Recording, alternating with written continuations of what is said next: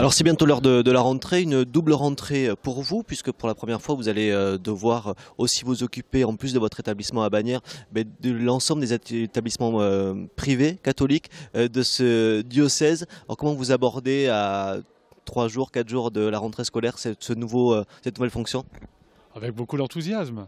Bon, quand je suis arrivé il y a 2 ans en Bigorre, venant de Paray-le-Monial, de la Saône-et-Loire, j'ai découvert un nouveau travail en prenant en charge un petit collège à Bagnères de Bigorre, le collège Saint-Vincent. C'était un tout nouveau travail par rapport à ce que je faisais à Paray-le-Monial, puisque là-bas j'avais un établissement beaucoup plus important, j'étais chargé de coordination, donc c'était déjà un nouveau travail. Et là, effectivement, ça va être aussi un nouveau travail, donc c'est enthousiasmant. Bon, évidemment, il y a une question d'organisation qui va se poser. J'ai déjà prévu de travailler à mi-temps, donc tous les jours, de venir tous les jours à Tarbes et d'être tous les jours sur le collège Saint-Vincent. Bon, c'est une question d'organisation, ça ne sera pas simple, mais encore une fois, très enthousiasmant. Alors comment se porte l'enseignement catholique dans les Hautes-Pyrénées? D'abord les effectifs, mais également le personnel qui y travaille et l'enseignement qui est proposé. Personnellement, j'ai rencontré beaucoup de gens qui aiment leur travail, qui le font avec beaucoup de cœur. L'enseignement catholique vit bien quand même en Haute-Pyrénées.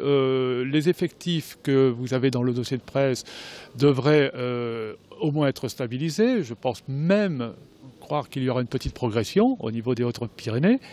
Donc je pense que les établissements vivent avec la volonté toujours de donner le meilleur d'eux-mêmes pour l'intérêt des enfants que nous accueillons et pour répondre aussi aux attentes des familles.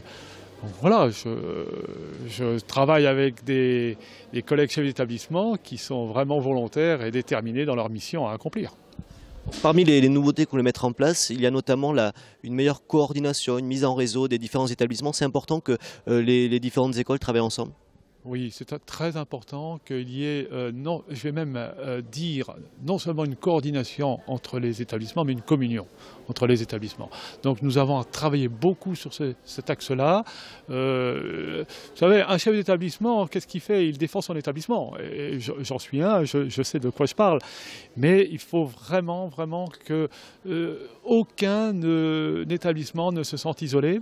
En particulier les petites écoles doivent se sentir incluses dans un réseau, participant à un réseau, et qu'on ait vraiment chacun ce sentiment d'appartenance au corps qui est l'enseignement catholique.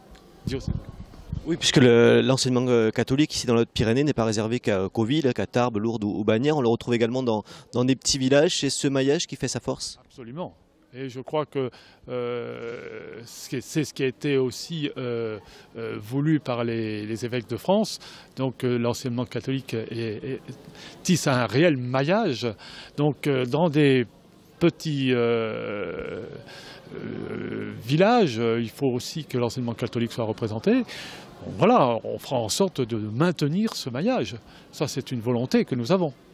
Une dernière question sur les valeurs qui différencient l'Église, l'enseignement catholique et l'enseignement public d'État.